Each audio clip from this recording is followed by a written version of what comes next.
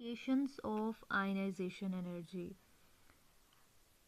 Ionization energy से related जितनी भी हमें इंफॉर्मेशन मिलती है हम उसको किस तरह से अप्लाई कर सकते हैं, किस तरह से हम उससे मज़ीद इंफॉर्मेशन या मज़ीद रिज़ल्ट्स हासिल कर सकते हैं।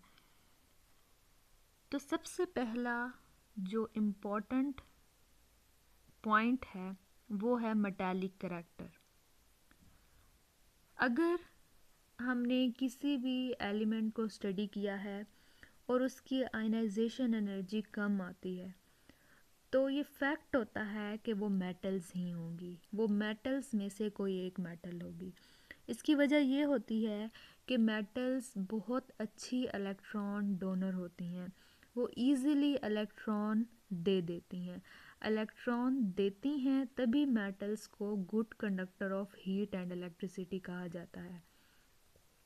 लेकिन अगर कोई element high ionization energy show करता है तो इसका मतलब ये होगा कि वो कोई ना कोई नॉन मेटल होगी, बिकॉज नॉन मेटल अपने इलेक्ट्रॉन ईजिली नहीं देती। अगर ना आयनाइजेशन एनर्जी ज़्यादा हाई है ना ज़्यादा कम है तो वो कोई मेटलाइड्स होंगे या सेमी मेटल्स, ठीक है, ये जिसे आप सेमी कंडक्टर्स कहते हैं, उनमें से कोई एलिमेंट होगा।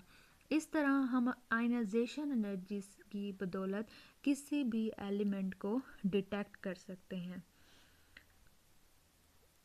इसके अलावा दूसरा जो इम्पोर्टेंट पॉइंट है वो ये है कि अगर आयनाइजेशन एनर्जीज़ के दरमियान, मतलब उनकी जो हायर आयनाइजेशन एनर्जीज़ होती हैं उनके दरमियान एक सफिशेंट गैप पाया जाए तो उस गैप से हम ये अंदाज़ा लगाते हैं कि वो कितनी वैलेंसी शो करेगा।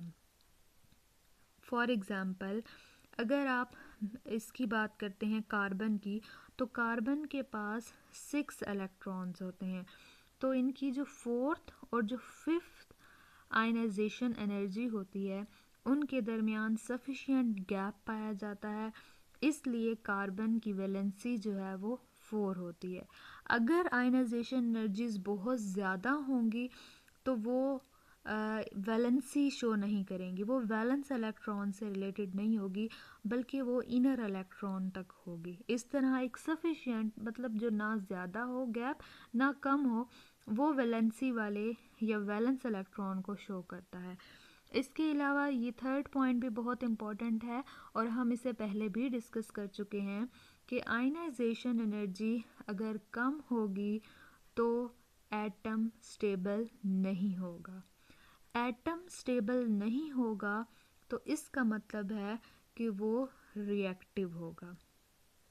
तो लो आयनाइजेशन एनर्जी होगी तो एटम बहुत ज़्यादा रिएक्टिव होगा। इसी तरह अगर हाई आयनाइजेशन एनर्जी होती है तो एटम ज़्यादा स्टेबल होगा और वो रिएक्टिव भी नहीं होगा।